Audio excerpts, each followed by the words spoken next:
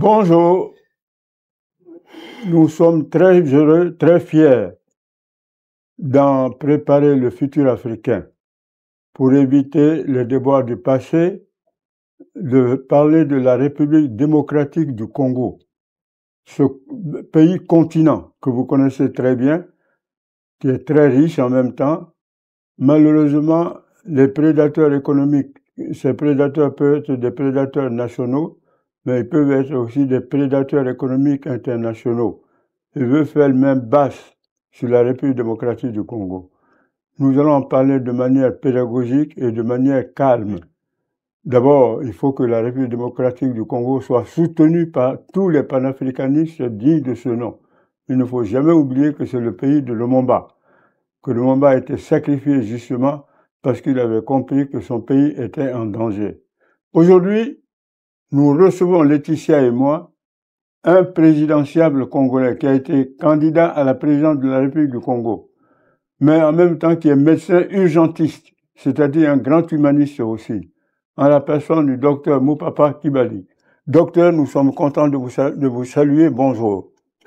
Bonjour, Monsieur Camara. Je suis vraiment très content, et Madame Laetitia, de vous retrouver encore sur ces plateaux de Africa 1. Et c'est toujours avec un grand plaisir que je viens répondre à votre invitation. Mbote. Alors, Mbote la première mingi. question, elle est Mbote simple. Nabino. Il se trouve que Joseph Kabila a gouverné pendant 18 ans la République démocratique du Congo et il a été accusé d'être de connivence avec Kagame et même avec le M23 pour mettre la main de manière mafieuse sur la République démocratique du Congo. Aujourd'hui, il est mis en examen par la justice militaire. Et lui, il est en train, avec Kagame, de montrer qu'ils sont capables de s'en sortir par une médiatisation mensongère. C'est-à-dire qu'ils passent par certaines presses, ils payent même, il paraît, ce qu'on m'a dit, pour qu'on dise qu'ils sont innocents. Est-ce que Kagame, Joseph Kabila, M23 sont coupables de crimes de masse en République démocratique du Congo? Oui, je répondrai par l'affirmatif, en fait. Ce n'est même pas des accusations que les Congolais aujourd'hui peuvent confirmer, puisque vous savez bien, le 2 août, nous avons célébré, nous avons commémoré justement ce que nous avons appelé au Congo les génocosts. C'est comme les génocides des Rwandais en 94. Et chez nous, les génocides congolais continuent encore jusqu'aujourd'hui. Donc, ça fera exactement 30 ans l'année prochaine, au mois d'octobre, que les troupes du Rwanda, l'armée rwandaise FPR, avec l'armée ougandaise et burundaise, avaient traversé les frontières du Congo pour attaquer notre pays, toujours sous prétexte de poursuivre les génocidaires Hutus. Or, vous savez très bien que en 1994, l'élément déclencheur des génocides des Rwandais, c'est-à-dire des Tutsis et des Hutus, était les crashs ou l'assassinat des deux présidents, le président Habyarimana et le président Thierry du Burundi. Deux présidents étaient assassinés à bord d'un Falcon. Ça, vous le savez, c'était l'élément déclencheur du génocide. Et ces génocides-là s'est perpétré au Congo. Puisque aujourd'hui, si vous parlez de M23 AFC, il faut remonter dans l'histoire. Que nous renseigne l'histoire? C'est que quand Kagame, qui était à Arusha, avec FPR, en train de négocier la paix, avec le président Habyarimana, ils avaient trouvé un compromis. Un compromis qui était vraiment, qui arrangeait tout le monde. C'est-à-dire le partage du pouvoir, l'alternance du pouvoir selon les ethnies. Puisque là-bas, les gens parlent la même langue. Ils parlent tous Kinyarwanda. Les Tutsis comme les Hutus parlent la même langue. Contrairement aux Congolais, où nous avons 450 ethnies avec 4 langues nationales, les Kikongo, Chiluba, Swahili et les Lingala. Mais chez eux, il y a une seule langue et Kinyarwanda. Donc, les Belges, pour déterminer les Hutus et les Tutsis, ont mesuré la longueur du nez, de l'os propre du nez, en tant que médecin. Si tu as un nez long, fin, tu es Tutsi. Tu as un nez aplati, tu es Hutu. Donc, c'est du n'importe quoi. C'était une supercherie. Et ils ont mis dans la tête des Tutsis qu'ils sont supérieurs, que c'est une ethnie supérieure sur le plan intellectuel aux Hutus. Et malgré ça, ça a créé justement cette division-là. Donc, et il fallait diviser pour mieux régner. Et cette division continue jusqu'à aujourd'hui. Donc, ils ont fait plusieurs génocides. Les Tutsis ont massacré les Hutus, même pendant la colonisation, et les Hutus ont sacrifié aussi les Hutus pendant la Révolution. Et tous, ils trouvent les refuges au Congo. Donc, c'est pourquoi il y a eu plusieurs vagues d'immigration forcée de réfugiés rwandais, Tutsis, Hutus au Congo. Donc, le Congo constituait pour eux un pays de refuge. Et nous, comme on est hospitaliers, on les acceptait et on leur donnait des espaces. Mais tout ça avec l'encadrement du Haut Commissariat des réfugiés. Et en 1994, Mobutu avait refusé avec Kengo Wadondo d'accepter les Hutus génocidaires, soi-disant, de traverser avec les armes au Congo.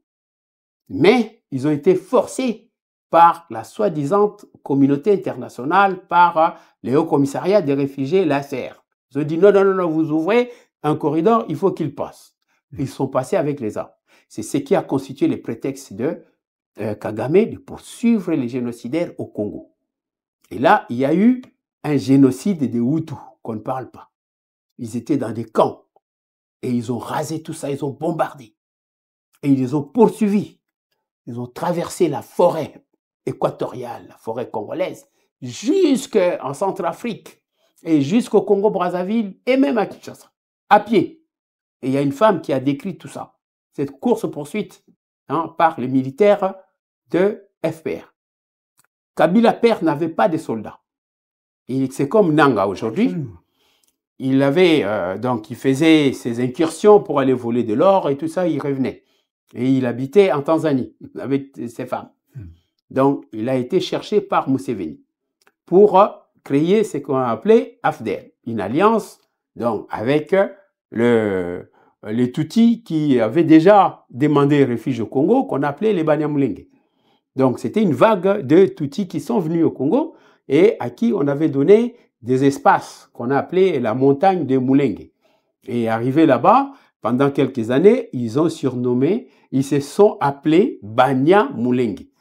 Or, au Congo, il n'y a pas ça.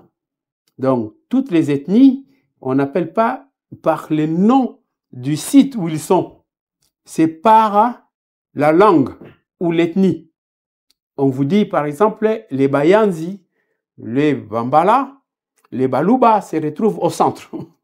L'Équateur, ceux qui parlent lingala se trouvent au nord-ouest, ainsi de suite. Donc, il n'y a pas de Banya, Banya, ceci, Banya, cela. Donc, ça, c'était vraiment l'histoire. Mais aujourd'hui, pour répondre à votre question, puisque ces rappels historiques est très important. Absolument. Pour vous dire aujourd'hui, pour répondre à votre question, si vous avez lu les livres de Charles Onana, ouais, on vous explique clairement d'où vient Kabila fils et Kabila père. Ouais. Et comment ils ont traversé pour renverser Mobutu. Et Mobutu avait regretté, d'ailleurs, il a dit qu'on m'a poignardé dans le dos, puisque c'est Mobutu qui a préparé l'avènement de Museveni. Et Museveni a préparé l'avènement de Kagame. Et les deux ont traversé pour chasser Mobutu. Vous voyez, ça c'est très important pour que les gens comprennent un peu comment c'est arrivé jusqu'à aujourd'hui. On parle du génocide des Congolais. Et nous, les Congolais, on ne savait pas que après les Hutus, le massacre des Hutus, là où ils étaient, c'est-à-dire du côté des Goma, tout ça, et qu'ils allaient traverser, continuer à massacrer des Congolais. Et aujourd'hui, on célèbre justement cet événement. Donc, il est aujourd'hui très important de souligner que Kabila est un fruit de l'AFDL, qui est venu sous les chapeaux de Kabila père. Alors, il arrive au pouvoir à 29 ans. Il ne connaît pas le Congo, ni l'histoire, ni la géographie, il n'a pas été formé au Congo, ni soldat du Congo. Donc, il arrive, 3 ans après, il est président. Un jeune président. On le présente comme ça, mais il ne connaissait rien. Et il ne parlait même pas. Et les gens applaudissaient. Ah, il ne parlait pas, il écoute. Mais il ne parlait pas puisqu'il ne connaissait pas. Il n'avait pas la matière, il n'avait pas un programme. Donc, c'est très grave. C'est qu'il nous arrive, puisque quand vous avez un président qui ne connaît pas les tenants, les aboutissants, surtout les problèmes du pays, hein, un grand pays, continent, et vous donnez à un jeune garçon de 29 ans, mais c'est la catastrophe. Jusqu'aujourd'hui, vous voyez que l'AFDL s'est transformé en RCD Goma. RCD Goma est devenu ce qu'on appelait CNDP de Nkunda Batouare, RCD Goma de Azarias Roberwa. Hein? Et CNDP de Nkunda Batouare vient de RCD Goma. Et RCD Goma a négocié avec Kabila et ils avaient trouvé un compromis. Ils ont signé des accords le 23 mars 2009. Et c'est ça qui va devenir les M23. M veut dire mars et 23 c'est le 23 mars. Absolument. Alors vous vous rendez compte comment on se fout des Congolais. C'est très grave. En tout cas, et aujourd'hui, il est vraiment démontré que les RCD Goma, le CNDP et les M23, c'est la même chose, ce sont les mêmes personnes. Chaque fois, les dirigeants restent à Kinshasa et le corps de cette armée qui tue depuis 30 ans se trouve toujours à l'Est. Voilà, ils ne sont jamais sortis. Et ce sont les militaires rwandais qui sont là. Docteur, je suis très fier de cette démonstration pédagogique et je dirais que c'est le docteur qui parle. Maintenant, entre-temps, Tshisekedi semble avoir pris conscience et il veut faire maintenant un gouvernement d'ouverture. Ouais. Est-ce que ce gouvernement d'ouverture va sauver la République démocratique du Congo définitivement des mains de ces prédateurs? Je dirais exactement, j'ai un doute que ça puisse être une solution, puisque le gouvernement est sorti hier. Ouais. C'est dans ce gouvernement, on voit que ce n'est pas un gouvernement d'union nationale, mais c'est un gouvernement d'ouverture, de large ouverture. C'est-à-dire, il est allé prendre les mobutistes, il a pris les kabylistes, il a pris les tshisekédistes. Donc, c'est les trois qui forment ces gouvernements. Je vais vous citer les ténors. Bemba, c'est un mobutiste qui a créé MLC et qui est maintenant, qui est revenu, qui était ministre de Transport et il est devenu maintenant ministre de la Défense. Bon, il était déjà ministre de la Défense, donc il est déjà dans le gouvernement depuis longtemps. Absolument. Alors, après, ce qui est important, c'est de souligner que un des candidats à la présidence 2018, Shadari, Ramazani Shadari, est nommé vice-premier ministre dans ces gouvernements. Alors que c'est un kabyliste qui était en fait les dauphins de Kabila. Est-ce qu'il a quitté Kabila puisque au même moment Kabila est traîné devant la justice et Shadari qui était son dauphin devient vice-premier ministre. Donc c'est pourquoi je parle d'ouverture. Donc est-ce que Shadari s'est désolidarisé des Kabila? Point d'interrogation. Ça personne ne le sait. Est-ce qu'il a quitté les camps des FCC? Puisqu'il est parmi les ténors des FCC. Est-ce qu'il a quitté? Est-ce qu'il a eu les quitus de Kabila ou pas pour entrer dans ces gouvernements? Et au même moment, il y a Kabila qui est traîné devant la justice militaire. Et son dauphin devient vice-premier ministre. Alors, et ça, c'est difficile à répondre. Deuxièmement, il y a un Moboutiste que je connais, deux Moboutistes que je connais bien, Chimbombo Mukuna. C'était un ministre de Mobutu, un vrai Moboutiste, vraiment de premier rang. Et, le premier rang, et il y a aussi le professeur Kinke Mulumba, qui était Moboutiste, c'est le dernier ministre du gouvernement de Mobutu quand il fouillait l'AFDL. Il avait fui, il est revenu, et là, il est aussi avec l'AFDL, donc il revient comme ministre encore là, alors que c'est lui qui a parlé de Kabila Désir. Donc moi, ça me fait pas rire, mais c'est vraiment malheureux. Donc Kabila Désir, pour lui, il est venu ici défendre Kabila. Et pour dire, à part Kabila, personne ne peut diriger le Congo, c'est lui, c'est lui, c'est lui. Et aujourd'hui, il est dans le gouvernement de Tshisekedi. Mais il faut savoir aussi qu'il était membre des Cash. Il était avec Vital Kamerhe. En 2018. Donc, c'est comme ça que les Congolais changent tout le temps. On n'est pas étonné de voir un Moboutiste devenir kabiliste et puis tshisekédiste. Donc, c'est un peu ça. Donc, pour moi, il y a pas vraiment à dire que ça peut changer les choses, puisque ce sont les mêmes personnes qu'on a vu faire la propagande des Kabila et qui reviennent aujourd'hui avec Tshisekedi. Est-ce qu'ils les font vraiment des bons cœurs? Est-ce qu'ils soutiennent Tshisekedi? Je ne suis pas sûr. Je suis sûr. Voilà. C'est une bonne question. Vous nous avez rappelé là justement le Génocoste. Le 2 août, on avait la commémoration justement de tous ces massacres qui ont eu lieu et qui ont encore eu lieu au pays. Il faut quand même le rappeler. Donc du coup, maintenant, aujourd'hui, quel est le constat pour pouvoir faire changer les choses maintenant qu'on a toutes ces informations, que tout se met en lumière? Qu'est-ce qui va être mis en place ou qu'est-ce qui est discuté pour changer la situation? Exactement. Très bien. Madame Laetitia, je dois vous dire sincèrement que ce que les Congolais connaissent depuis 30 ans, c'est très dur, surtout pour les femmes, qui payent vraiment les prix. Les femmes congolaises sont violées, tuées, humiliées et enterrées même vivantes. Il y a eu des femmes qui étaient enceintes et à qui on a percé le ventre pour sortir des bébés.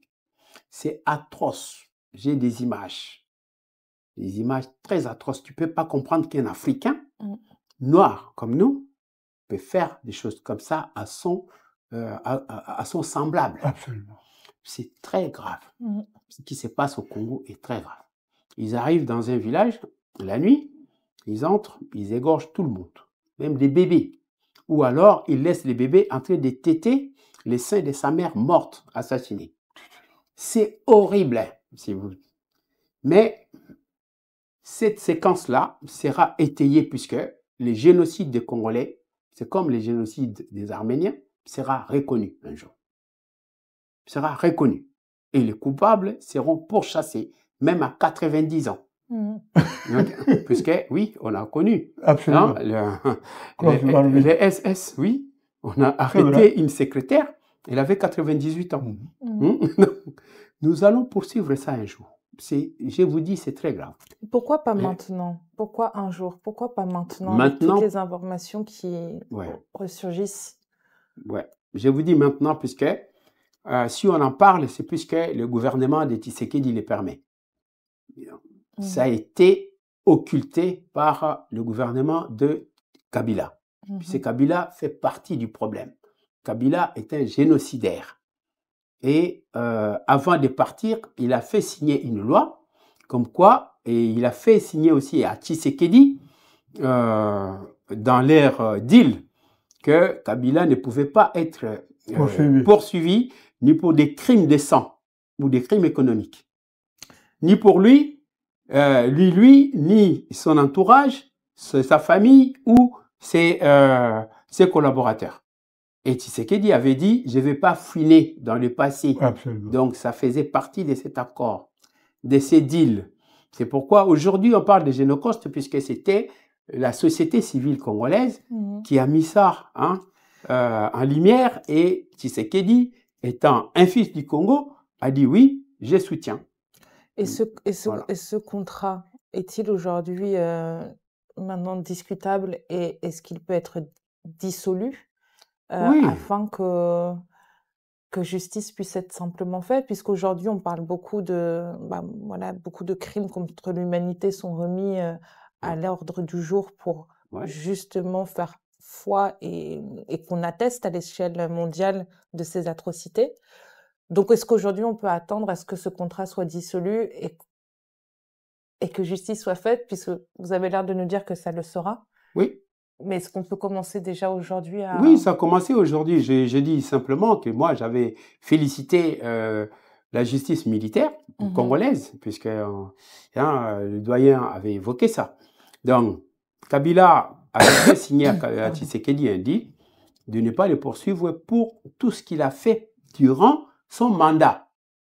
Mais après le mandat, Kabila est comme un autre citoyen. Absolument. S'il commet aujourd'hui un génocide, ou comme il soutient les M23 financièrement, militairement, il s'est démontré. Et aujourd'hui, il est protégé par le M23. Donc, il est à Goma, officiellement. Il fait des consultations. Alors que Goma est pris. Aujourd'hui, Kinshasa ne contrôle plus Goma. Absolument. Or, il y a des assassinats.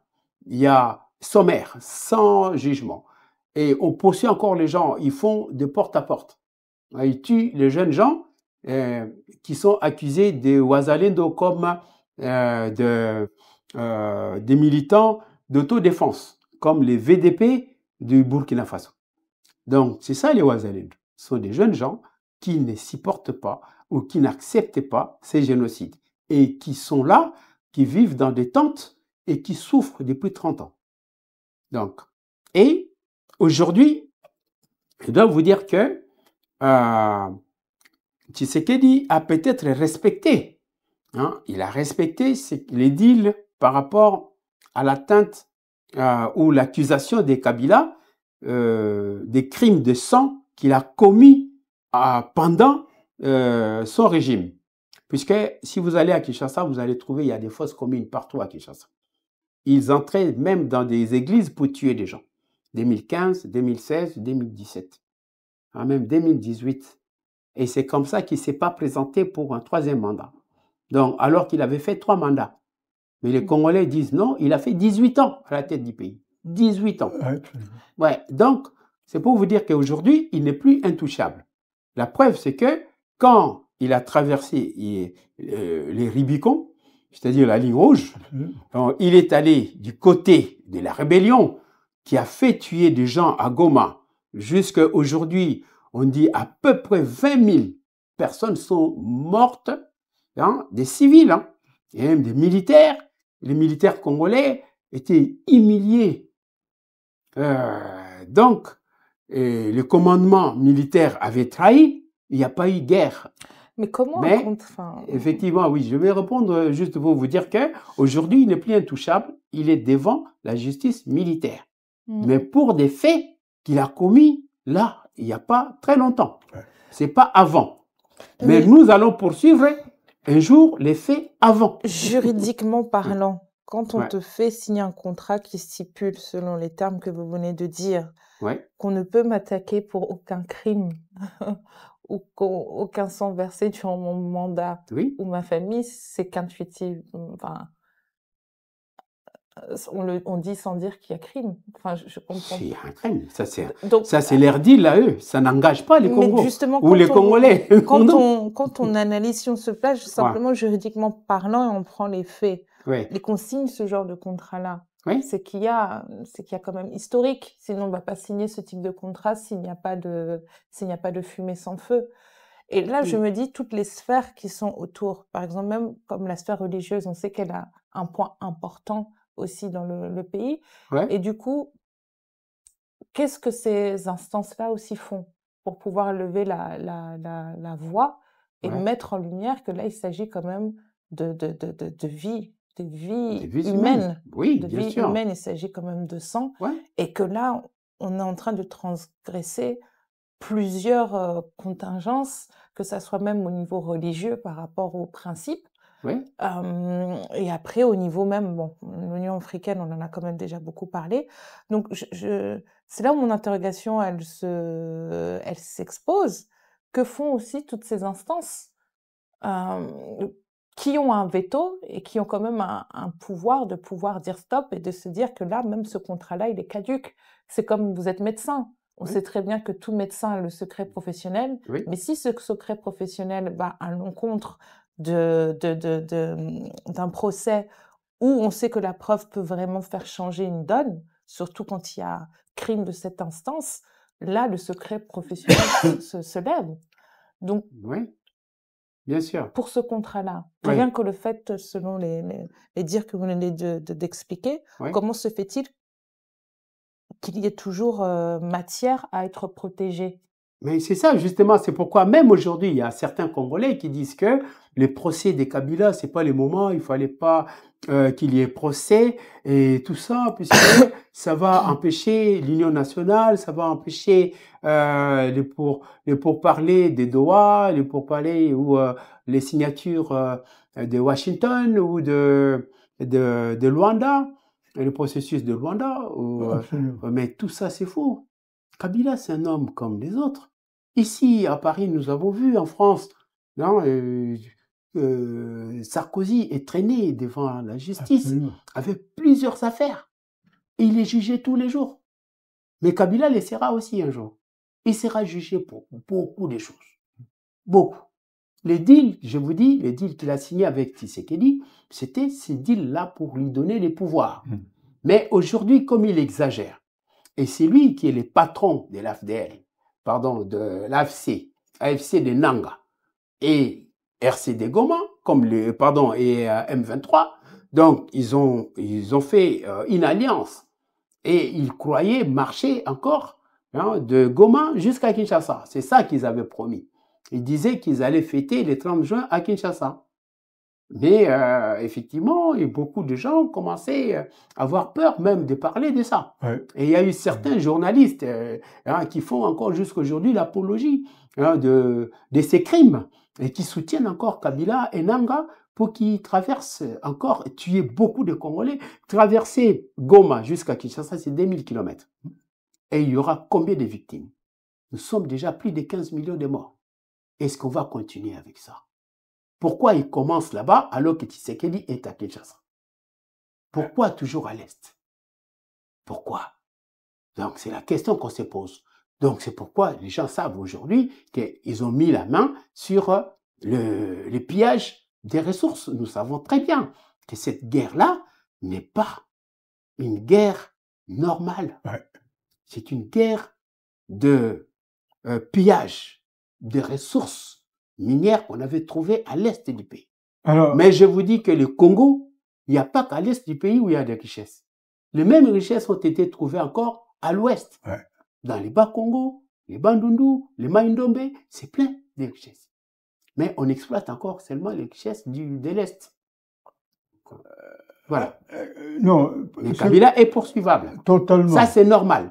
Et même ces journalistes-là, qui font de l'apologie et qui soutiennent encore Kabila. Aujourd'hui, je vous jure, je connais beaucoup, mais je citerai par exemple les journalistes de Top, pas Top, mais le journaliste de Télé 50, Jean-Marie Kassamba qui était avec vous ici à Télé Sud. Absolument. Voilà. Absolument. Mais c'est un homme intelligent. Mais quand il défend Kabila aujourd'hui, même, mais je suis hors de moi et je comprends pas. qu'il peut vraiment devenir aussi minable et soutenir l'insoutenable. Ça, c'est grave. Même Jean-Marie Kassamba, à mon avis, est en train de fausser la déontologie journalistique. Mais bien sûr. Il soutient quelqu'un qui a tué des masses, toute une masse. Et qui reconnaît avoir fait des crimes de sang. Donc, et qui fait signer comme quoi je ne suis pas poursuivable. Ah oui, mais et lui, il les soutient encore jusqu'à aujourd'hui.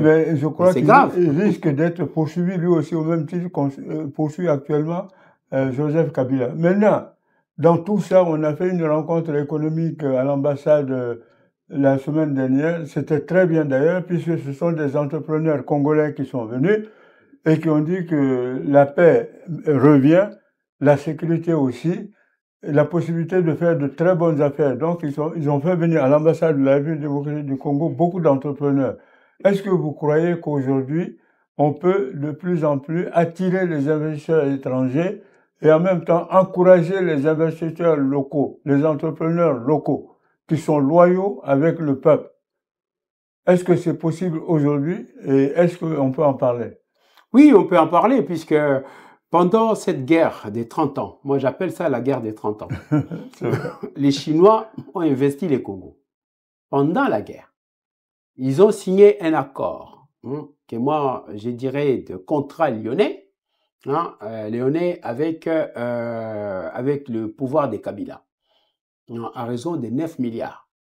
Et si vous vous rappelez, en 2006, la première élection où Kabila avait triché contre Jean-Pierre Bemba, leur slogan c'était les 5 chantiers. Les 5 chantiers, c'est-à-dire les routes, les autoroutes, les écoles, l'université et les développements et même des entreprises agro-industrielles que les Chinois allaient construire avec les 9 milliards. Mais aujourd'hui, je vous dis que les Chinois ont investi les mines de cobalt, de lithium et toutes les terres rares du Congo partent par la Zambie jusqu'en Chine. Et toujours avec, et sur les 9 milliards, la Chine avait donné seulement 6 milliards.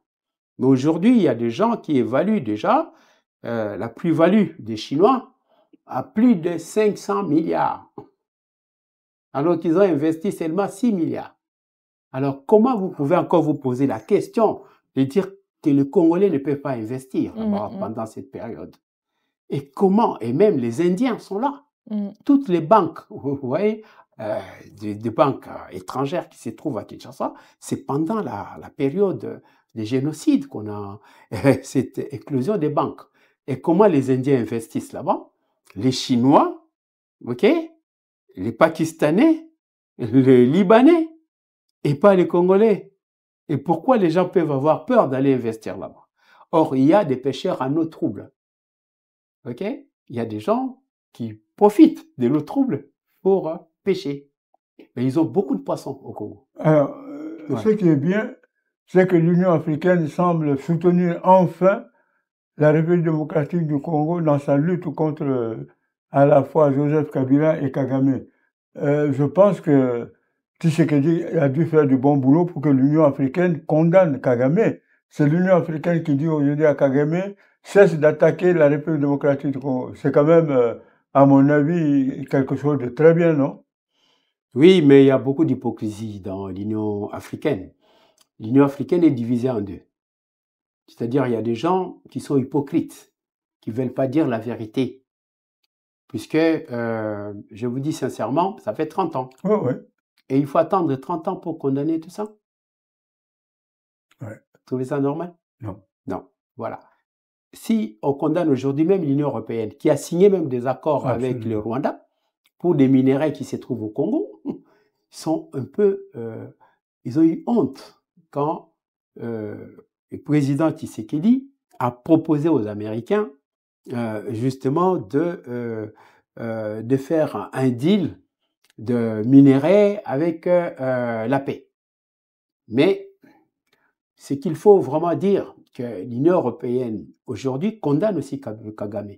Kagame est isolé. C'est vrai que Tshisekedi, du côté diplomatique, ça il faut le reconnaître, a fait un grand travail aussi pour dénoncer officiellement, depuis son discours à l'ONU, où il a désigné clairement le pouvoir de Kigali, de Kagame, comme donc comme le premier financier, les premiers présidents qui déstabilisent toute la région des Grands Lacs. OK? Et avant, les gens avaient peur de dire ça. Absolument. OK? Puisqu'ils ne mettaient qu'en avant le succès économique, la gestion des Kagame avec son groupe. Or, ce sont des génocidaires. Comment? Et il avait vraiment la carte blanche. Même tout le monde ne voulait pas attaquer Kagame, puisqu'on disait, oui, il y a eu des massacres des Tutsis et tout ça. Et au nom de ces massacres des Tutsis, de ces génocides, donc il avait tout le pouvoir de faire aussi un génocide des Congolais. Sauf que au Rwanda, il y avait 800 000 morts. Mais au Congo, il y en a 15 millions de morts. Vous vous rendez compte? C'est grave. Même s'il y a 2 morts. C'est déjà grave. C'est déjà beaucoup. Et comment les Africains peuvent accepter que les Africains s'entretuent entre eux? En plein 21e siècle. Pour faire plaisir à qui? Et ça profite à qui, tous ces crimes-là? Donc c'est pourquoi je vous dis sincèrement qu'aujourd'hui, tout est mis en lumière, surtout avec les accords qu'ils ont signés, un accord des principes à Washington, où Kagame, avec son gouvernement, reconnaissait qu'ils agressaient les Congos. Or, personne ne croyait à ça, puisqu'ils niaient toujours. Ils envoient des militaires et ils nient derrière. Ah non, c'est pas nous. Quel mensonge! Et à qui profitaient ces mensonges-là? Et vous croyez vraiment aujourd'hui, avec tous les livres qui sont sortis sur ça, avec toutes les preuves, les livres d'Onana, il a fait au moins 4 livres pour dénoncer tout ça. Et les gens, il a été traîné au tribunal ici, alors qu'il écrit des vérités là-dedans. Il y a eu même des Français, des équipages, des Français qui sont morts, des pilotes, des hôtesses de l'air. Et la France n'a même pas poursuivi tout ça. Et l'Espagne qui avait porté plainte, ils ont même retiré la plainte. Alors, vous vous rendez compte qu'il était intouchable. Mais aujourd'hui, tout le monde, donc grâce justement à cette diplomatie de Tshisekedi, je peux dire, oui, c'est vrai, il faut les dire sincèrement qu'aujourd'hui, tout le monde et toute la jeunesse, c'est aujourd'hui qu'il y a un génocide au Congo et qu'il faut mettre fin à ça. Puisque là, actuellement, je vous dis, cette année, depuis janvier jusqu'à aujourd'hui, donc la guerre s'est intensifiée. Et ce qui est grave, c'est que l'ONU, qui a une mission au Congo, qu'on appelle la MONUSCO, déclare devant tout le monde que les M23 ont des armes que l'ONU n'a pas. Si vous vous rendez compte, quand même. Mais c'est grave. Et c'est d'où viennent ces armes? Puisque le Rwanda est un pays enclavé. Il n'y a pas de sortie à la mer. Donc, il n'y a que des avions qui atterrissent. Mais comment on peut traverser la frontière du Congo avec des armes lourdes et sophistiquées? Ils ont même des appareils pour verrouiller les drones. Où est-ce qu'ils ont eu ça? Et qui a donné de l'argent à Kagame pour acheter tout ça et armer le M23 et l'AFDL, AFC. Vous savez très bien que l'AFC, comme le cache des Kamérés, était né où? Au Kenya.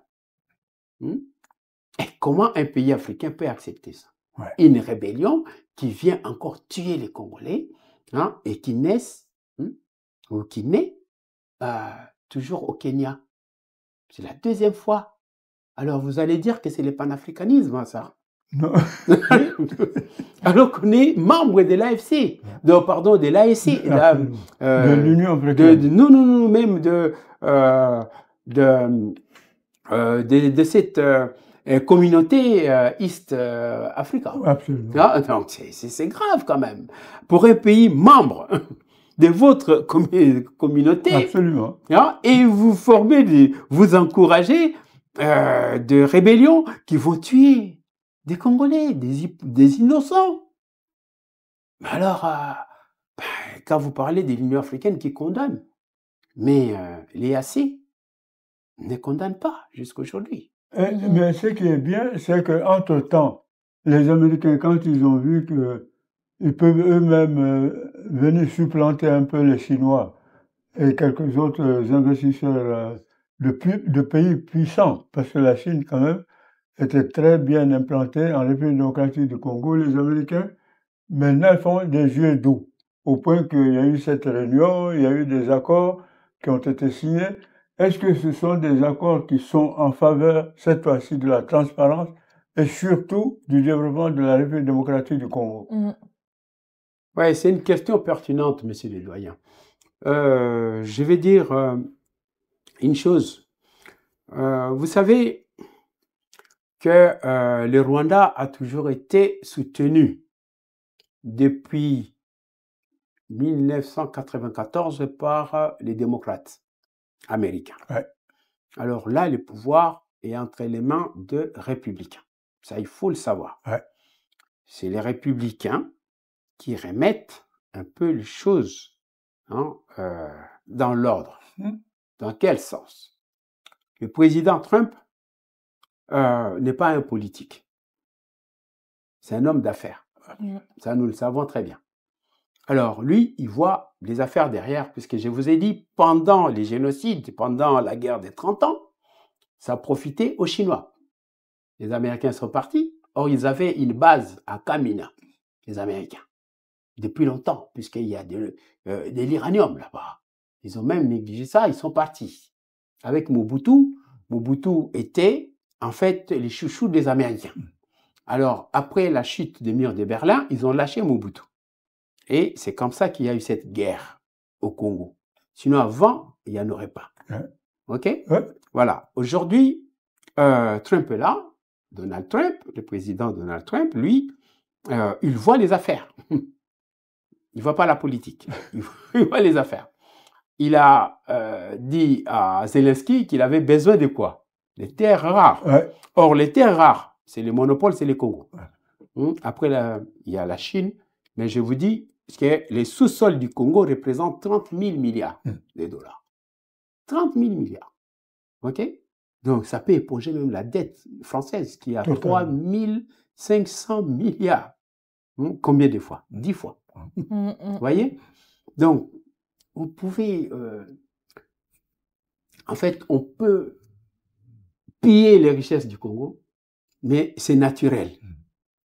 Tous les sols congolais est une terre rare. Absolument. Vous voyez? Ouais. C'est à nous, les Africains, de prendre conscience. Donc, ce que le président Trump fait aujourd'hui, c'est qu'on risque de connaître une guerre par procuration entre la Chine et les Américains. Donc, c'est comme les comebacks des Américains sur les sols congolais. Or, avant, c'était ça. Donc, le Congo était du côté des Américains, du côté capitaliste, avec Mobutu. Vous voyez? Et là, ils étaient partis. Kabila a cédé les terres aux Chinois. Et là, ils reviennent avec Tshisekedi. Vous voyez? Donc, c'est pourquoi ils mettent à nu Kagame et l'obligent à signer des accords, des principes comme quoi il ne va plus agresser le Congo. Alors, vous comprenez ça? Et ils ont signé.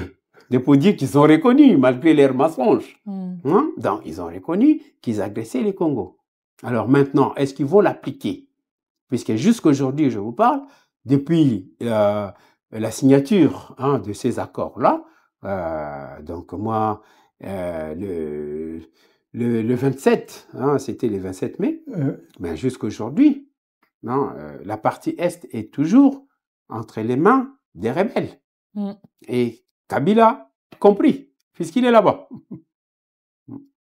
Donc, c'est pourquoi même ce procès est justifié, est justifiable. OK? Donc, Kagame est reconnu aujourd'hui comme un régime agresseur qui agresse les Congo, puisqu'il a signé, qu'il ne va plus agresser. Il reconnaît. Alors, et tous ces mensonges-là, qu'est-ce qu'on va en dire? Donc, il faut porter plainte au tribunal international contre le Rwanda. Puisque Kabila père avait porté plainte contre l'Ouganda. Et l'Ouganda devrait nous donner 10 milliards Donc, depuis 30 ans, on assiste à une évasion du Congo, à un pillage. Il faut que les régimes de Kagame puissent payer devant un tribunal international. C'est ce que le président Tshisekedi n'a pas encore fait. Et c'est ce que nous allons faire. En tout cas, avant de donner la parole à Laetitia, c'est que Kagame, sa place, c'est devant la CPI. Oui. Un peu comme le Charles Taylor. Mais exactement. Et Kabila aussi. Voilà, Kabila, oui. Il faut absolument... Kabila compris. Oui, il faut qu'il se retrouve au même endroit que Charles Taylor pour avoir commis beaucoup de crimes de sang et naturellement des crimes contre l'humanité. Laetitia qui est jeune et qui sait que c'est terminer les crimes contre l'Afrique, les crimes économiques et culturels, c'est ça qui motive les jeunes en disant ce qui a été fait, on a compris, mais nous, avec notre nouvelle génération, on ne peut pas accepter ça. Alors, quelle question tu poses à notre présidentiable docteur Moupapa? Bah, c'est justement ça, c'est quand on a la scène de la société civile avec la jeunesse qui, elle, est sur le front. Et il y a beaucoup d'actions qui ont été faites. On a le concert même ici à Paris qui a été fait pour soutenir les crimes contre l'humanité. On a quand même une scène d'entrepreneurs très active puisque Lancinet nous a rappelé l'événement qui a eu lieu où on a vu que des choses se font. Donc aujourd'hui, est-ce qu'on peut penser que justement l'action, elle va aussi venir de la société civile où elle a compris que bon, au niveau des États, là, c'est assez compliqué. Est-ce qu'il va y avoir des actions qui vont être menées beaucoup plus concrètes où on va prendre aussi les ressources naturelles en commençant par les talents et commencer à réfléchir, à travailler ensemble pour exploiter les ressources naturelles dont on vient de parler, que je comprends sont partout au sein du territoire. Et est-ce que voilà, des actions vont être mises en place dans ce sens-là pour aller commencer à exploiter par le peuple même ou sa diaspora les terres non encore mises en avant, voilà, exploitées. Donc l'Ouest dont vous parlez. Oui. Et quelles sont ces actions si vous êtes informé de certaines actuellement? Madame Laetitia, c'est une question très pertinente. Je vous dirais ceci. En fait, moi, je suis de la diaspora. Ça fera 30 ans que je suis en France. En tant que médecin, j'ai refait toutes mes études ici et je suis médecin urgentiste. Je sauve des vies ici. Et même pendant la grande crise de Covid, j'ai sauvé beaucoup d'Africains ici et je continue à sauver les Français et même les étrangers qui viennent en vacances ici. Donc, je suis de la diaspora. Et les 30 juin, ici, ils m'ont donné un prix. J'ai même oublié d'amener, du moins, la médaille qu'ils m'ont donnée et tout, et les trophées de Lumumba Award. Donc, je suis parmi la diaspora, l'excellence de la diaspora congolaise. Donc, je peux vous dire qu'il y a beaucoup d'espoir. Il y a beaucoup d'espoir parmi le Congolais de la diaspora. C'est pourquoi, pour répondre même au doyen Lancinet, j'ai dit, moi j'encourage les Congolais et même mes enfants d'aller investir au Congo, de ne pas avoir peur de ces génocides-là, d'aller investir au Congo. Et même aux investisseurs étrangers qui veulent aller au Congo, je les encourage, puisque les Chinois le font, les Pakistanais le font, les Indiens le font. Aujourd'hui, moi, j'appartiens à la société civile. Je ne suis pas un politique. Je suis un médecin. Et mon slogan, c'est qu'ensemble, guérissons le Congo. Et j'ai écrit un livre, La Renaissance du Grand Congo. Donc, c'est pourquoi, pour moi, je vois le Congo est tellement grand et qu'il y a les réveils. C'est pourquoi vous parlez de la jeunesse. J'encourage mon fils et à la faculté de médecine en année terminale là. Donc, ils ont fait de manifestations jusque devant le bureau de l'Union européenne en Belgique. Donc, c'est les jeunes étudiants. Le Congolais, aujourd'hui, dans la diaspora, représente 7 millions. Et si aujourd'hui, le sport africain joue match nul avec les Européens, c'est puisqu'on prend des professionnels Mm. qui jouent ici, qui sont bien formés et qui vont jouer au Cameroun, en Côte d'Ivoire. Et on a vu les Drogba, on a vu tous les grands joueurs, ils sont des joueurs d'ici, décomplexés. Donc, la diaspora est décomplexée. OK? Si nous prenons des bons éléments ici, même en économie, que ce soit en médecine, que ce soit dans tous les domaines de la vie nationale, je vous jure que on sera compétitif par rapport aux Européens. Puisque nos enfants formés ici, comme vous. Donc, je vous jure qu'ils sont décomplexés. Et pourquoi ils ne vont pas amener la technologie? Ce qui nous manque, c'est les hommes. Ce qui nous manque, c'est la technologie. Nous avons la matière première. Or, nous avons des ingénieurs ici. Nous avons des médecins formés ici. Nos enfants nés ici, qui sont devenus des ingénieurs, qui sont devenus des économistes, qui sont aujourd'hui utilisent l'intelligence artificielle. Mais en quoi ils sont inférieurs aux enfants français ou aux enfants européens? Donc il y a de l'espoir. Le Congo sera développé et ça sera une grande nation après tout ça, puisqu'on est descendu trop bas et on va bondir pour relever les défis. C'est pourquoi je parle de la renaissance du Grand Congo et la renaissance de l'Afrique. Ça viendra du Congo. Docteur, nous sommes avec vous. La renaissance du Grand Congo, mais aussi le bon départ de l'Afrique avec un grand pays comme la République démocratique du Congo. Nous sommes très contents que vous ayez reçu des médailles. Je sais que là-bas, les chefs traditionnels vous ont décoré parce qu'ils ont vu en vous un patriote debout, sérieux, et qui finalement ne triche pas avec la République démocratique du Congo. Et ça, nous qui sommes de la diaspora, nous vous rendons hommage. Vous n'avez pas changé jusqu'ici. Vous avez toujours défendu de manière tout à fait sérieuse et tout à fait saine la République démocratique du Congo. Honnêtement, nous sommes très contents de vous accueillir et nous vous recevrons encore, docteur, tellement nous sommes fiers de vous. Donc, l'émission tend à sa fin. La République démocratique du Congo, nous disons Ingeta. Ingeta. Nous gagnerons. C'est-à-dire que la République démocratique du Congo, aujourd'hui, en 2025, est en train de repartir du bon pied. Donc, prochainement, nous vous recevrons encore. Et une fois de plus, Ingeta, et merci beaucoup.